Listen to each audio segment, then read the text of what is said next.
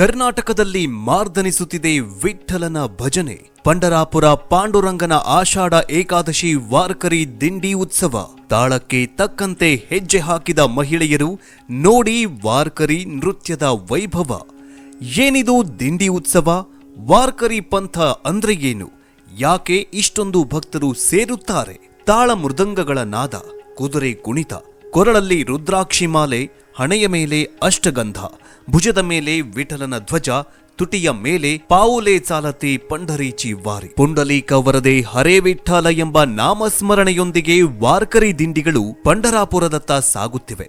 ತಾಳ ಮೃದಂಗ ವೀಣಾವಾದಗಳ ನಿನಾದ ಹಾಡುತ್ತಾ ನಲಿಯುತ್ತಾ ಸಾಗುವ ಭಕ್ತರನ್ನ ನೋಡೋದೇ ಒಂದು ಹಬ್ಬ. ಆಷಾಢ ಮಾಸದಲ್ಲಿ ಬರುವ ಏಕಾದಶಿಯಂದು ಲಕ್ಷಾಂತರ ಭಕ್ತರು ಉಪವಾಸ ವ್ರತ ಮಾಡ್ತಾರೆ. ವಿಠಲನ ಭಕ್ತಿಯಲ್ಲಿ ಬಡವ ಶ್ರೀಮಂತ, ಜಾತಿ ಮತ ಪಂಥಗಳ ಭೇದವಿಲ್ಲ. ಏಕಾದಶಿಯಂದು ವಿವಿಧೆಡೆಯಿಂದ ಆಗಮಿಸಿದ ಭಕ್ತ ಸಮೂಹದಿಂದ ಪಂಢರಾಪುರ ಶ್ರೀ ಕ್ಷೇತ್ರ ತುಂಬಿ ತುಳುಕತ್ತೆ. ಎಲ್ಲಿ ನೋಡಿದ್ರೂ ತಾಳ ಹಿಡಿದು ಧ್ವಜ ಹೊತ್ತು ನೃತ್ಯ ಮಾಡುವ ವಾರ್ಕರಿ ದಿಂಡಿಗಳೇ ಕಾಣಸಿಗತ್ತೆ. 6 ಪಲ್ಲಕ್ಕಿಗಳ ಅದ್ಧೂರಿ ಉತ್ಸವ. ಶ್ರೀ ಕ್ಷೇತ್ರ ಅಳಂದಿಯಿಂದ ಜ್ಞಾನೇಶ್ವರ ಮಹಾರಾಜ, ದೇವೂದಿಂದ ತುಕಾರಾಮ, ಪೈಠಣದಿಂದ ಏಕನಾಥ, ತ್ರಯಂಬಕೇಶ್ವರದಿಂದ ನಿವೃತ್ತನಾಥ, ಮುಚ್ಚಿಂದ್ರಗಡದಿಂದ ಮುಚ್ಚಿಂದ್ರನಾಥ ಹಾಗೂ ಸಾವಗಡದಿಂದ ಸೋಪಾನಾಥ. ವಿಠ್ಠಲನ ಭಕ್ತರಾದ ಈ ಸಂತರ ಪಲ್ಲಕ್ಕಿಗಳು ಪ್ರತಿ ವರ್ಷ ತಪ್ಪದೆ ಏಕಾದಶಿಗೆ ಪಂಢರಾಪುರಕ್ಕೆ ಆಗಮಿಸುತ್ತವೆ. ಆಯಾ ಸಂತರ ಸಮಾಧಿ ಸ್ಥಳದಿಂದ ಪಲ್ಲಕ್ಕಿ ಶೃಂಗರಿಸಿ ಕುದುರೆಯೊಂದಿಗೆ ಪಾದಯಾತ್ರೆ ಆರಂಭವಾಗುತ್ತೆ. ವಾರ್ಕರಿ ಸಂಪ್ರದಾಯದಂತೆ ಮಹಾರಾಷ್ಟ್ರದಲ್ಲಿರುವ ಪಂಢರಾಪುರಕ್ಕೆ ಕರ್ನಾಟಕದಿಂದಲೂ ಸಾವಿರಾರು ವಾರ್ಕರಿಗಳು ದಿಂಡಿ ಮೂಲಕ ಪಾದಯಾತ್ರೆ ಮಾಡ್ತಾರೆ. ಉತ್ತರ ಕರ್ನಾಟಕದಾದ್ಯಂತ ವಿಠ್ಠಲನ ಭಕ್ತರು ಹೆಚ್ಚಿನ ಸಂಖ್ಯೆಯಲ್ಲಿದ್ದು ಆಷಾಢ ಏಕಾದಶಿಯ ಸಮಯದಲ್ಲಿ ವಿಠೋಬಾ ನಾಮ ಜಪ ಮಾಡ್ತಾರೆ. ಮಹಾರಾಷ್ಟ್ರದ ಪ್ರಮುಖ ತೀರ್ಥಕ್ಷೇತ್ರವಾದ ಪಂಢರಾಪುರದಲ್ಲಿ ಆಷಾಢ ಏಕಾದಶಿ ಸಂಭ್ರಮ ಮನೆ ಮಾಡಿತ್ತು. ಈ ಸಂಭ್ರಮ ಮಹಾರಾಷ್ಟ್ರಕ್ಕೆ ಮಾತ್ರ ಸೀಮಿತವಾಗಿಲ್ಲ. ಪಂಢರಾಪುರದಲ್ಲಿ ವಿಠ್ಠಲನಾಗಿ ನೆಲೆಯೂರಿರುವ ವಿಷ್ಣುವಿನ ನಾಮಸ್ಮರಣೆ ಕರ್ನಾಟಕದಲ್ಲಿಯೂ ಜೋರಾಗಿರುತ್ತೆ. ಅದರಲ್ಲೂ ಉತ್ತರ ಕರ್ನಾಟಕ ಹಾಗೂ ಪಂಢರಾಪುರಕ್ಕೆ ಭಾರೀ ನಂಟಿದೆ. ಆಷಾಢ ಏಕಾದಶಿ ಬಂದ್ರೆ ಸಾಕು, ಪಂಢರಾಪುರಕ್ಕೆ ಕರ್ನಾಟಕ ಸೇರಿದಂತೆ ದಕ್ಷಿಣ ಭಾರತದ ವಿವಿಧ ಭಾಗಗಳಿಂದ ವಾರ್ಕರಿ ಸೇವೆ ನಡೆಯುತ್ತೆ. ವಿಠಲನ ಪಾದ ಸ್ಪರ್ಶಿಸಿ ದಿವ್ಯ ದರ್ಶನ ಪಡೆಯಲು ನಾಡಿನೆಲ್ಲೆಡೆಯಿಂದ ವಾರ್ಕರಿಗಳು ಪಂಢರಾಪುರಕ್ಕೆ ಸೇರುತ್ತಾರೆ. ಪುಂಡಲೀಕ ವರದೆ ಹರೇ ವಿಠ್ಠಲ ಎಂಬ ಘೋಷಣೆಗಳು ಪಂಢರಾಪುರ ಮಾತ್ರವಲ್ಲದೆ ವಿಠ್ಠಲ ಭಜನೆ ಕರುನಾಡಿನಲ್ಲೂ ಮಾರ್ದನಿಸುತ್ತೆ. ಕರ್ನಾಟಕಕ್ಕೆ ಸಮೀಪದಲ್ಲಿರುವ ಸೊಲ್ಲಾಪುರದಿಂದ ಕೇವಲ 80 ಕಿಲೋಮೀಟರ್ ದೂರದಲ್ಲೇ ಇರೋ ತೀರ್ಥಕ್ಷೇತ್ರ ಪಂಢರಾಪುರ. ಪವಿತ್ರ ಚಂದ್ರಭಾಗಾ ನದಿ ತಟದಲ್ಲಿ ಐತಿಹಾಸಿಕ ಧಾರ್ಮಿಕ ತಾಣದಲ್ಲಿರುವ ವಿಠೋಬಾನನ ನೋಡೋದಕ್ಕೆ ಜಯ ಜಯ ರಾಮಕೃಷ್ಣ ಹರಿ ಎನ್ನುತ್ತಾ ಪಾದಯಾತ್ರಿಗಳು ಯಾತ್ರೆ ಹೊರಟು ಬರ್ತಾರೆ. ಇದು ವಾರ್ಕರಿ ಸಂಪ್ರದಾಯದ ಒಂದು ಭಾಗ. ವಿಠ್ಠಲನ ದರ್ಶನಕ್ಕೆ ಪಾದಯಾತ್ರೆಯ ಮಾಸವನ್ನ ಆಷಾಢ ಏಕಾದಶಿ ಅಂತ ಕರೆಯಲಾಗುತ್ತೆ. ಆಷಾಢ ಮಾಸದ 11ನೇ ದಿನವೇ ಆಷಾಢ ಏಕಾದಶಿ. ಈ ಸಮಯದಲ್ಲಿ ಪಂಢರಾಪುರದಲ್ಲಿ ಹೆಚ್ಚಿನ ಸಂಖ್ಯೆಯಲ್ಲಿ ವಾರ್ಕರಿಗಳು ಬಂದಿರುತ್ತಾರೆ.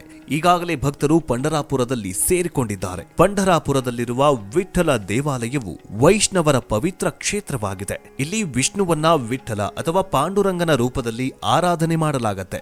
ವೈಷ್ಣವರ ಪವಿತ್ರ ಕ್ಷೇತ್ರವಾಗಿದ್ರೂ ಕೂಡ ಜಾತಿ ಧರ್ಮವಿಲ್ಲದೆ ವಾರ್ಕರಿಗಳು ವಿಠಲನ ನಾಮಸ್ಮರಣೆ ಮಾಡ್ತಾರೆ. ಉತ್ತರ ಕರ್ನಾಟಕದ ಬೆಳಗಾವಿ, ಬಿಜಾಪುರ ಸೇರಿದಂತೆ ಹಲವಾರು ಭಾಗಗಳಲ್ಲಿ ಪಾದಯಾತ್ರೆಯನ್ನು ಕೂಡ ಮಾಡ್ತಾರೆ. ಆಷಾಢ ಏಕಾದಶಿಯಂದು 3 ವಾರಗಳವರೆಗೆ ಪ್ರತಿ ವರ್ಷ ನಡೆಯುವ ಈ ಪಂಢರಾಪುರ ಯಾತ್ರೆಯಲ್ಲಿ ಸುಮಾರು 20 ಲಕ್ಷಕ್ಕೂ ಹೆಚ್ಚು ಭಕ್ತರು ಪಾಲ್ಗೊಳ್ಳುತ್ತಾರೆ. ನಿತ್ಯವೂ ವಾರ್ಕರಿ ತಂಡ 20 ರಿಂದ 30 ಕಿಲೋಮೀಟರ್ ಪಾದಯಾತ್ರೆ ನಡೆಸಿ ಮಾರ್ಗ ಮಧ್ಯದಲ್ಲಿ ಬರುವ ದೇವಸ್ಥಾನಗಳು, ಛತ್ರಗಳು, ಕಲ್ಯಾಣ ಮಂಟಪದಲ್ಲಿ ಸಂಜೆ ವೇಳೆ ತಂಗಿ ವಿಶ್ರಾಂತಿ ಪಡಿತಾರೆ. ಬೆಳಗ್ಗೆ ಸ್ನಾನಾದಿ ಕರ್ಮಗಳನ್ನ ಮುಗಿಸಿಕೊಂಡು ಮತ್ತೆ ಪಾದಯಾತ್ರೆಯನ್ನ ಆರಂಭ ಮಾಡ್ತಾರೆ. ಮಾರ್ಗದ ಮಧ್ಯೆಯಲ್ಲಿ ಊರುಗಳಲ್ಲಿ ವಿಠಲನ ಭಕ್ತರು ಆಸ್ತಿಕರಿದ್ರೆ ಊಟ ಉಪಚಾರ ವ್ಯವಸ್ಥೆಯನ್ನು ಕೂಡ ಮಾಡಿರುತ್ತಾರೆ. ಈ ವ್ಯವಸ್ಥೆ ಇಲ್ಲದ ಸಂದರ್ಭದಲ್ಲಿ ಬಹುತೇಕ ಪ್ರತಿ ತಂಡದಲ್ಲಿ ಪಾದಯಾತ್ರಿಗಳು ಒಂದು ವಾಹನದಲ್ಲಿ ಊಟ ಉಪಹಾರಕ್ಕೆ ಬೇಕಾಗುವ ಎಲ್ಲಾ ಸಾಮಗ್ರಿಗಳನ್ನ ತೆಗೆದುಕೊಂಡೇ ಹೋಗಿರ್ತಾರೆ. ಪಂಢರಾಪುರ ಬಳಿ ಭೀಮಾ ನದಿ ಅರ್ಧ ಚಂದ್ರ ಆಕೃತಿಯಲ್ಲಿ ಹರಿಯುವ ಕಾರಣ ಭೀಮಾ ನದಿಗೆ ಈ ಭಾಗದಲ್ಲಿ ಚಂದ್ರಭಾಗಾ ನದಿ ಅಂತ ಹೆಸರಿಡಲಾಗಿದೆ. ಆಷಾಢ ಶುದ್ಧ ಏಕಾದಶಿಗೆ ಮುನ್ನವೇ ಪಂಢರಾಪುರ ತಲುಪುವ ಭಕ್ತರ ದಂಡು ಚಂದ್ರಭಾಗಾ ನದಿಯಲ್ಲಿ ಪುಣ್ಯ ಸ್ನಾನ ಮಾಡಿ ಭಕ್ತಿ ಭಾವದಿಂದ ವಿಠ್ಠಲನ ದರ್ಶನ ಪಡಿತಾರೆ. ಹಾಗಾದ್ರೆ ಏನಿದು ವಾರ್ಕರಿ ಸಂಪ್ರದಾಯ? ವಾರ್ಕರಿ ಅಂದ್ರೆ ತೀರ್ಥ ಕ್ಷೇತ್ರ ಅಂದರ್ಥ.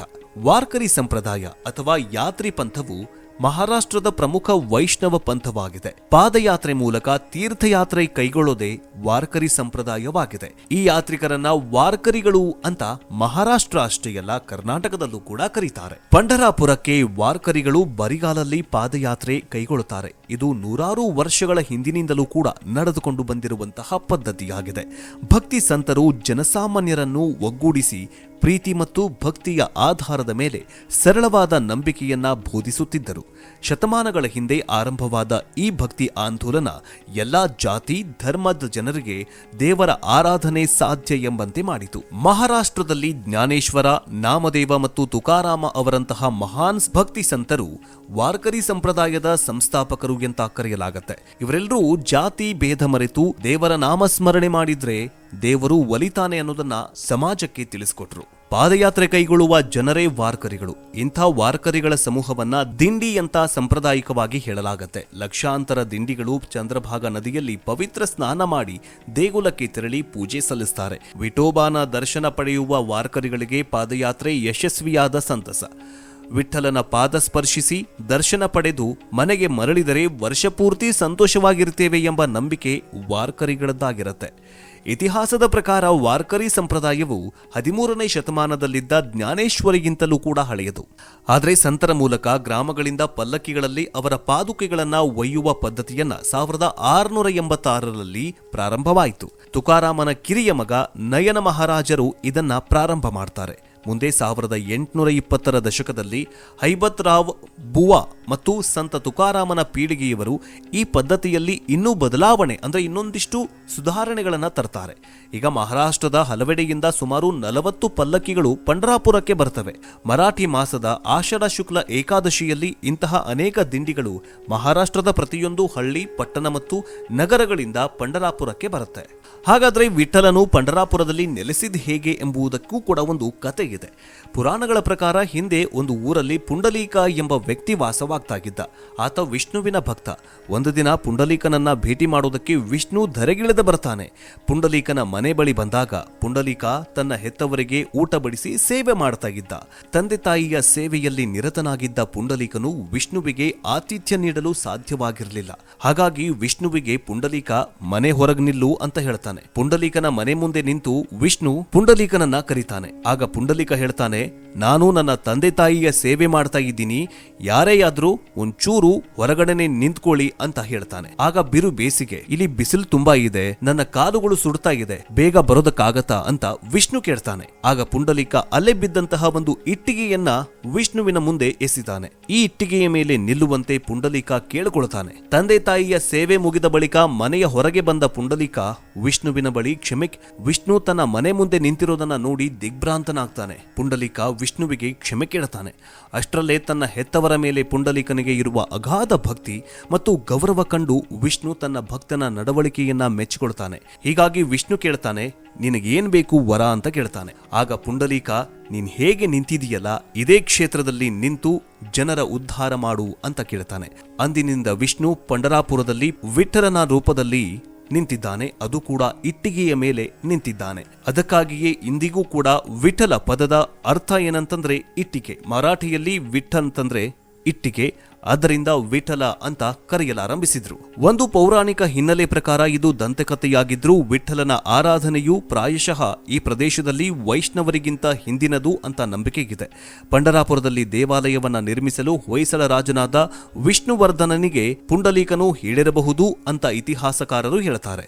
ಶತಮಾನಗಳಿಂದಲೂ ದೇವಾಲಯಕ್ಕೆ ಕಾಲಕಾಲಕ್ಕೆ ಸುಧಾರಣಾ ಕಾರ್ಯ ಮಾಡ್ತಾ ಇದ್ದಾರೆ. ಹೀಗಾಗಿ ಇಲ್ಲಿನ ಮೂಲ ದೇವಸ್ಥಾನ ಹೀಗಿದೆ ಎಂಬುದರ ಬಗ್ಗೆ ಸ್ಪಷ್ಟ ಮಾಹಿತಿ ಇಲ್ಲ.